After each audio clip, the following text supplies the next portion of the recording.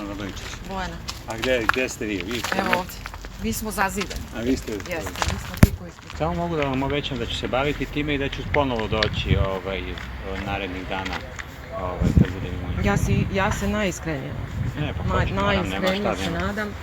Pa ćemo da vidimo, znači, ali kažem, moram se baviti time, očigledno da vidite da imam problema i sa ove strane, sa saradnicima, tako da moram oko toga da vidim, pa ćemo vidjeti. Ali, znači, imate moju reč da ću doći ponovo da pričam. Ja se iskreno nadam. Pa, kažem vam, obećavam. Hvala. Gledate TV Ligu.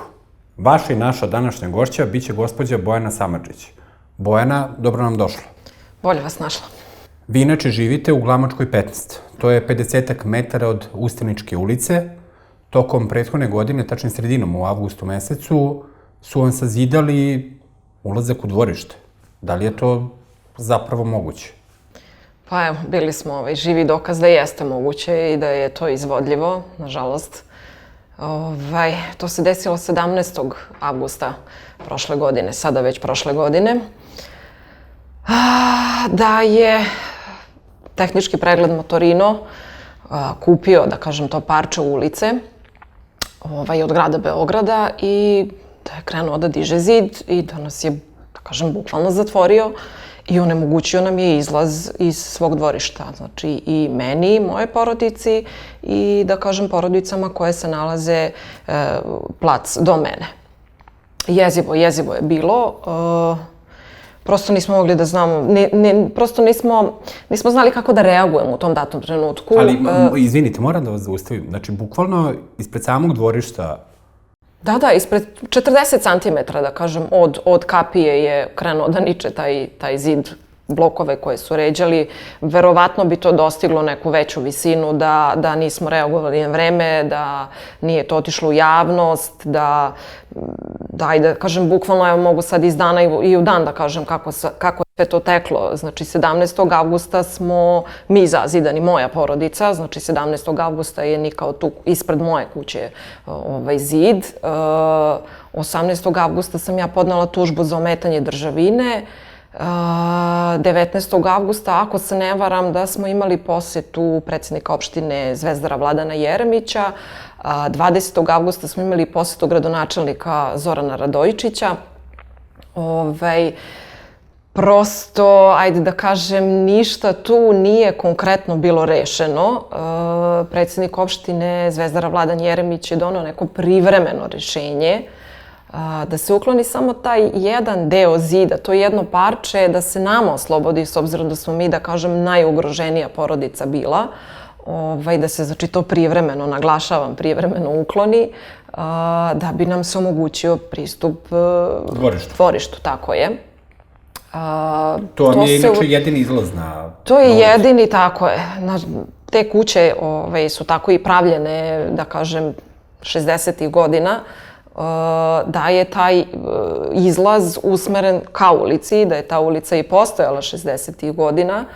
Ajde, tačnije da kažem, 1961. u nekom maju mesecu, pre nego što smo mi kupili, da kažem, taj plac, je postojala ulica i namenski je namenjeno da se tu, ta strana, znači placa, i izlazi na tu ulicu. Zašto postoji dokazi? Zašto postoje tako je dokazi. Imamo kopiju plana, ne samo jedno, imamo više tih kopija planova iz ne znam kojih godina. Naravno, vidjet ćete sve to. Znači, imali smo, pre nego što smo kupili, da kažem, napominjem maj mesec, pre nego što smo mi kupili svoj deo placa, namenski je ostavljena ulica da bi mi, stanari, imali naravno gde da izlazimo na glavnu saobraćajnicu. Mi smo negde već u zemljišnim knjigama zavedeni u junu mesecu isto 61. godine sa kupoprodajnim ugovorom, naravno i to ćete vidjeti. Znači, 61. godine u junu mesecu smo mi kupili, da kažem, zemljište. 67. godine, i to uverenje ćete vidjeti, je snimljena kuća. Znači, već smo sagradili kuću 67. godine, a eto, faktički postojimo od 61. godine. Da biste, eto, 2021. godine došli do toga da vas neko zazida, što je po meni apsolutno bilo neverovatno. Prosto, eto, moram da napomenem, možda će mi sad krenuti suze, ali bili ste nemoćni. To je inače na 50 metara od osnovne škole, Desanka Maksimović, i na 50 metara od same Ustaničke, to je Tako je.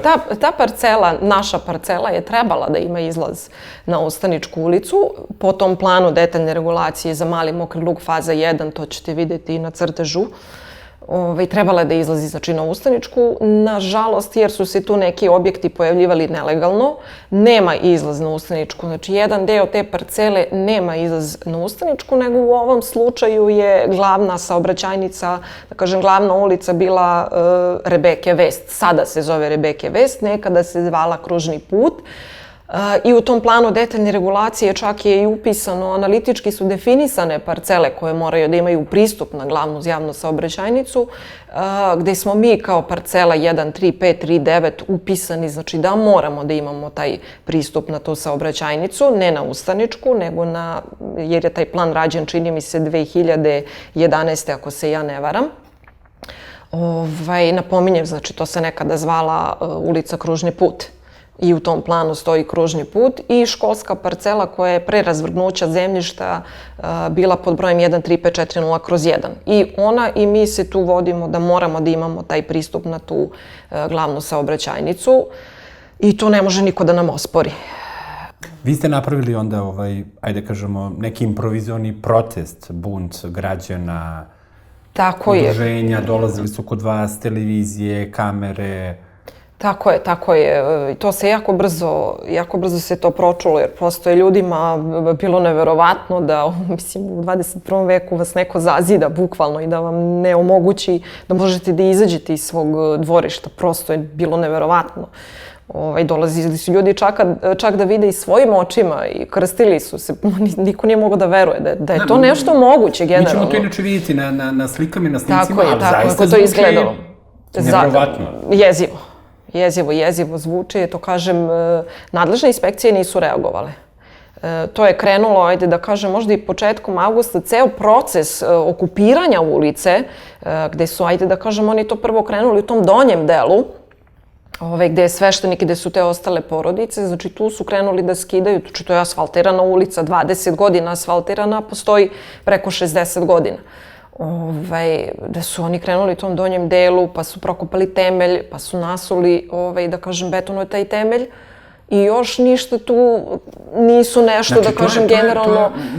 Morat ću ponekad ovako malo da vas prekidam zbog gledaoca. Znači, to je ulica gde su prolazili automobili, gde ste vi prolazili, gde... Tako je. Ja sam tom ulicom morala da idem preko puta u školu. Znači, morala sam tu da izađem. Ja sam 84. godište, 37 godina imam. Rođena sam u Beogradu, tu sam rođena, tu sam završila školu odmah preko puta, da kažem, moje kuće je škola osnovna. Moram da napomenem da je ona osnovna 1964. godine, ta škola, ko nije znao, evo, čisto da kažem. I da je možda otprilike do neke 2004. prebačena ta parcela na opštinu Zvezdara, a otprilike 2013. po toj nekoj istoriji kretanja parcele do čega smo uspeli da dođemo je prešla, znači, sa opštine na grad. Tako da generalno je to sada, da kažem, u svojini grada, ta parcela. Mi prosto ne možemo da verujemo da je neko mogao da kupi neko javno dobro, znači ulicu, i da dopusti nekome takav čin, da vas prosto zidaju. Da li je moguće da neko, čak sam i čula kad je bio predsjednik opštine Vladan Jeremić... Šta vam je on rekao konkretno? Neverovatno, da on ima svu potrebnu dokumentaciju.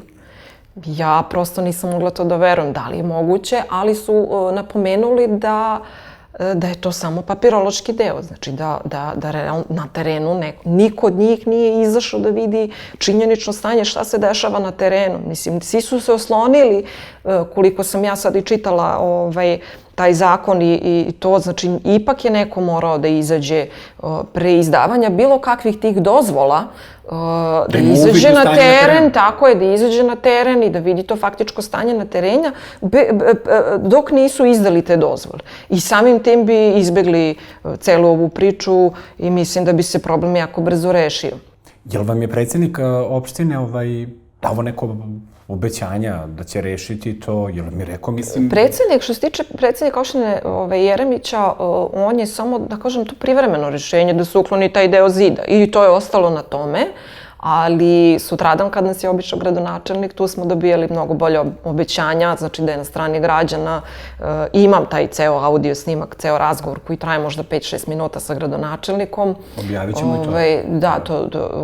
Da je obećao da je na strani građana, da je obećao da će rešiti problem, da će se baviti tim problemom, da će nas u toku ti iste nedelje čak obići još jedan put, da ima nekih problema sa druge strane, da je odmah čim je došao i video da vidim da ovde nešto nije u redu, bavit ću se zaista, ja sam rekla najiskrenije se nadam, ne znam koliko puta sam to ponovila, međutim, nije nas obišao još jedan put, čak smo i zakazali 10. septembra sastanak, ja lično sam podnela zahtev za zakazivanje sastanka vezano za taj problem da rešimo, međutim nikakav odgovor i dan danas nisam dobila. Više niste imali kontakta sa njim? Ne. Niti sa predsjednikom opštine? Sa predsjednikom opštine sam podnela zahtev da mi daju rešenje o izgradnji zida, međutim oni su jedini, da kažem, na sve te zahteve koje sam podnosila, znači podneti su zahtevi i građevinskoj inspekciji, isto nemamo odgovor od njih. Jedini odgovor smo dobili od opštine da on ima rešenja za izvođenje radova. Znači nismo dobili odgovor da ima rešenje za izgradnju zida. Znači, koliko ja razumem, prebacuje se lopta sa opštine na grad, sa grada na opštinu, dok Investitor nastavlja svoje radove, objekat je proširen mimo svih zabrana, znači 4 puta je stavljena traka, 4 puta je zatvoreno gradilište. I pored zatvaranja gradilišta nastavljaju se radovi, evo čak i dok mi sad sedimo ovde i razgovaramo, oni uredno rade i završavaju objekat. Tako da očigledno da te trake nemaju nikakvo značenje. Čak i krivična prijava posle... Autoservis ili... Tehnički pregled motorino koji je, zbog tih nekih uslova koji su promenjeni ne samo njemu, nego svim tehničkim pregledima, zbog toga je krenula, da kažem, cela priča. Što apsolutno mislim da nije moralo da uključi jedan ar ulici. Da je mogao da funkcioniše i bez toga. Moram da vas pitam, Vojana, s kim živite vi? Živim sa majkom, sa sestrama, sa sestrinom decom. Tu na tom istom placu je ujak i brat. Tako da je to malo veća porodica. Koliko ste im pričali, bolesna i u godinama? Jeste, majka je dijabetičar na insulinu, ima problem sa kukom, 2 stenta ugrađena, tako da 70 godina, kao i naravno svi stari ljudi. I ovo je ogroman pritisak i stvara velike poteškoće. Jeste. U svakodnevnom životu. Ima malo pritiska i na ovu devojčicu, sestrinu, koja ima Downov sindrom, što je dete sa posebnim potrebama. Koliko godina ima? Ona ima 12 godina. I da kažem, najveći problem nam je ona, da kažem, što drugačije reaguju u odnosu na ostalu decu, malo je to, oni ljudi koji imaju decu sa Downovim sindromom znaju. Vi inače ne smete da dolazite više kolima ispred sopstvene kuće? Ja svojim automobilom, nažalost, ne mogu da ga ostavim parkiranog ispred dvorišta čak ni na 5 minuta. Imam prostora da ostavim. Meni je na tužbu usvojena privremena mera. Tužba je, evo ja ću sad ukratko da objasnim, znači tužba je za ometanje državine. Ajde da kažemo nekako kratko rečeno, ako ste nešto koristili recimo 10, 15, 20, 30, 50 godina i neko vam to sad pravo uskrati, vi imate prava znači da ga tužite za ometanje državine, jer prosto u tom trenutku imali smo prostora samo za takvu vrstu tužbe. Podneto je 18. avgusta, sve to jako sporo ide, tek je pripremno ročište zakazano za mart mesec ove godine. Ne znamo šta će tu da se dešava, usvojena ta privremena mera, šta znači to? To znači da mora da se ukloni, da kažem, sve to što se nalazi ispred mog placa, temelj po meni, armatura, znači sve ono što nije postojalo. Kada je doneta ta privremena mera, oni su uklonili samo blokove. Nažalost, ostala je armatura nekih možda 3 cm viri vire te šipke, da kažem, iz tog temelja. Sasvim Temelj je dovoljno da ne ostao... možete da prođete. Ne mogu ja. Iskreno imam strah da ne bi probušila gume, znači na automobilu, da uopšte prilazim tom delu dok se to ne reši. Znači, ometanje državine i dalje postoji, jer nisu oklonili sve to što su postavili. Znači, to je temelj i armatura, to i dalje stoji. Znači, oni su samo one blokove koje su postavili, uklonili i to je to. Da li ste imali kontakata sa investitorom? Kontakt s investitorom ne. I mislim da nema razloga, apsolutno. Da li on pokušavao možda da dođe Da stupi u kontakt sa nama, posle svega toga ne. Ne. Vidim da se čak ni po medijima, da je uglavnom njegov advokat Nebojša Perović tu koji se pojavljuje. Ne vidim nigde investitora da se u bilo kom trenutku pojavio i da je dao nešto, neki komentar ili bilo šta, neko obrazloženje. Znači, imali smo moment krajem avgusta i u septembru kada su mediji, ajde kažemo, bili zainteresovani za ceo događaj i onda jednostavno kako je prolazilo vreme, mesec po mesec, ta zainteresovanost je krenula da opada. I jeste, zato što iz razloga on je i prekinuo radove. Kada se sve to podiglo na taj neki nivo i kada se to propratilo toliko, on je nekih 3 meseca, da kažem, napravio neku pauzu, nije izvodio radove. Međutim, radovi su krajem novembra nastavljeni. Nastavljeni su na samoj ulici, nije sad tu problem više ni za tu rekonstrukciju postojećeg objekta. Oni su nastavili da ravnaju taj donji deo koji i dalje, gde postoji blokada i dalje. Znači sveštenik je i ljudi koji su isto tu žive pored sveštenika. Jeste iz donjeg dela, ne mogu da koriste taj deo ulice i dalje. Taj sav šut koji su postavili i deo tog zida koji im je čak i porušen jer je narod bio revoltiran sa tim šta se dogodilo, prosto nisu mogli da veruje, tako da je njima neko i porušio taj zid. Oni su, ja mislim, čak i prijavili to rušenje zida, ali sav taj šut, taj porušeni zid, to i dalje stoji, on izvodi radove, ne znamo šta će se dalje dešavati, što je, da kažem, najgore od svega, prosto grad Beograd ne želi da reši ovo. Ali šta je sa prijavama, šta je sa sudovima? Sudovi jako sporo. Eto, kažem, moje pripravno ročište je tek negde u martu mesecu ove godine zakaženo. Jeste, iako je događaj bio u avgustu. Ne znamo šta će se, ne znamo zašto uopšte. Prvenstveno, najveću grešku je grad Beograd napravio. To ćete vidjeti, kako se zove, po dokumentaciji postoje rešenja. Moram da napomenem da smo mi izvadili istoriju kretanja parcele, da smo mnogo toga saznali iz te istorije kretanja parcele, kao na primjer da taj objekat koji je kupljen pre možda nekih 4-5 godina kad je i on ušao u ceo taj proces je iznosio 107 metara kvadratnih. Toliko je objekat i da je prvi deo zemljišta otuđio tadašnji gradonačelnik 2016. Siniša Mali. Da mu je otuđeno 163 metara kvadratnih zemljište ispod objekta, znači tad je prvi put urađeno otuđenje. 2017. moram da napomenem da je taj objekat legalizovan. Znači mi smo svi, da kažemo, od 2007. u procesu legalizacije, naši objekti nisu legalizovani, ali je tehničkom pregledu Motorino 2017. po istoriji kretanja parcele... Ali čekajte, tu se ne slažu brojevi. Znači imali smo 107 kvadrata i 163 kvadrata. Kako je legalizovano tih dodatnih? Evo, to bi mi zaista voljeli da znamo. Do kupoprodajnog ugovora za objekat nismo uspeli da dođemo, niti je priložen kao dokaz sudu.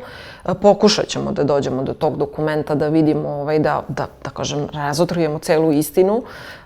Ne znamo kako je moglo da se legalizuje nešto što ne postoji, što je apsolutno nemoguće da legalizujete prazno parking mesto, na primjer, ili privremeni objekt. Imamo snimak gde se vidi postojeći objekat, s druge strane imamo taj deo koji je legalizovan, gde faktički imamo 56 kvadrata koji ne postoje, a koji su legalizovani. Tako je. Zašto se žuri sad sa tom izgradnjom?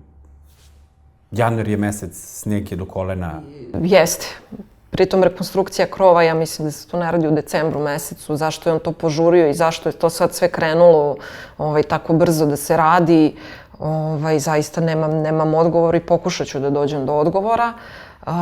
Ajde da kažem, zvanično, kada mu je formirana kompletna parcela, to moram isto da napomenem za to rešenje, od drugog gradonačelnika, to je Zoran Radojičić, 2020. godine mu je orijentaciono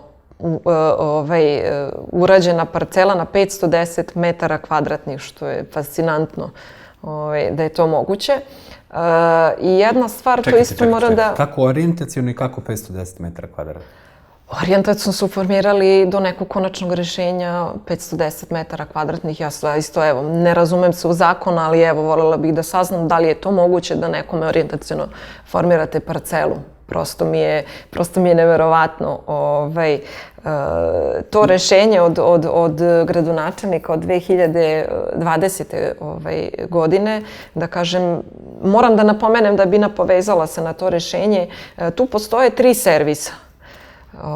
Jedno je možda električar za kola, drugo je možda neka automehaničarska radnja i ovo je biotehnički pregled. Da se sva ta 3 servisa nalaze na školskoj parceli. Rekla sam možda i na početku da je škola osnovana... Preko puta je škola Deska Maksimović. Jeste, i oni su na samoj parceli škole. Da kažem kako, to je postojeća planirana površina javne namene.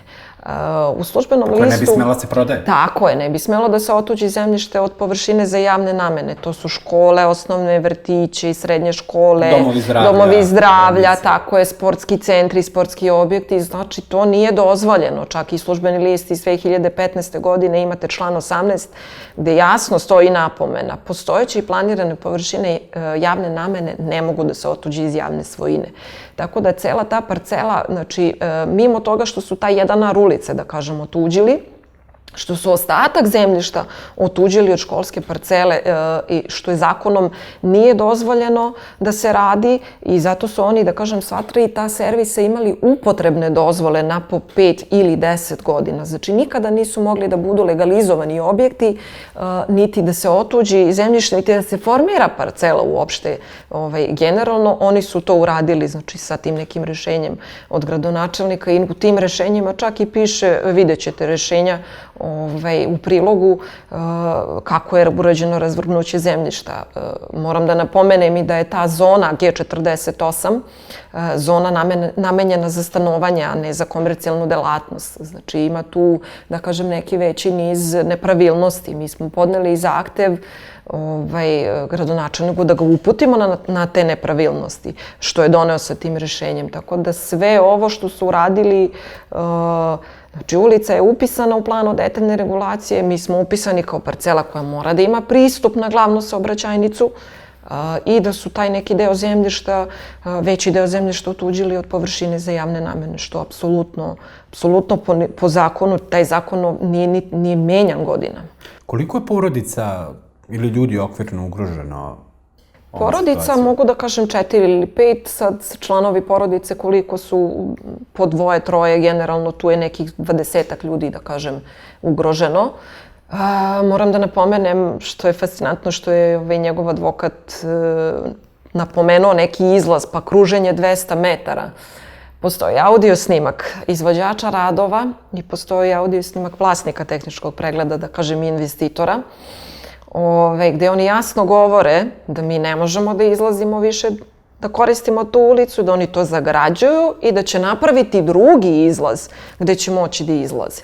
Znači, taj izlaz koji advokat Perović spominje je izlaz koji je investitor i koji je izvođač radova su napravili i koji je neupotrebljiv. Znači, vatrogasno vozilo, vozilo hitne pomoći ne može da priđe uopšte, da pristupi tim kućama iz tog izlaza koji su oni napravili. I ljudi i dalje prelaze preko ovog šuta da bi išli do prodavnice, do škole, do autobuske stanice. Znači i dalje ima ljudi koji prelaze taj šut i prolaze. Mislim, smatram da ne može to pravo da im niko uskrati.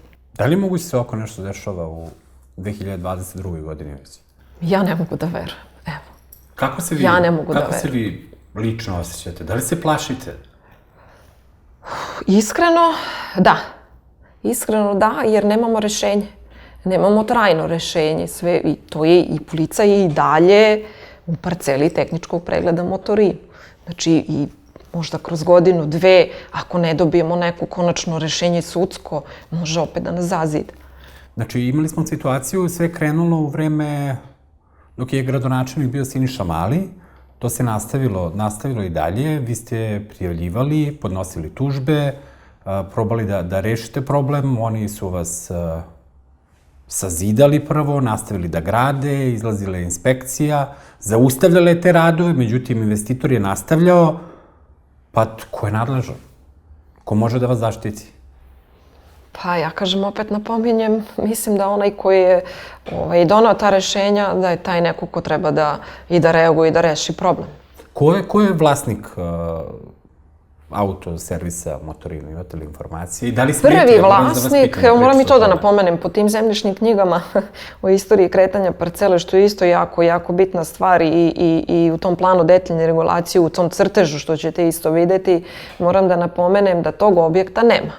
Tehničkog pregleda Motorino, znači ucrtana su samo ova ostala 2 servisa, u zemljišnim knjigama su upisana, tehnički pregled Motorino, taj objekat uopšte nije upisan. Prvi vlasnik koji je bio je Trninić, čini mi se Stamenko, i da je Ivan Mirković kupio od tog prvog vlasnika, da kažem, samo objekat.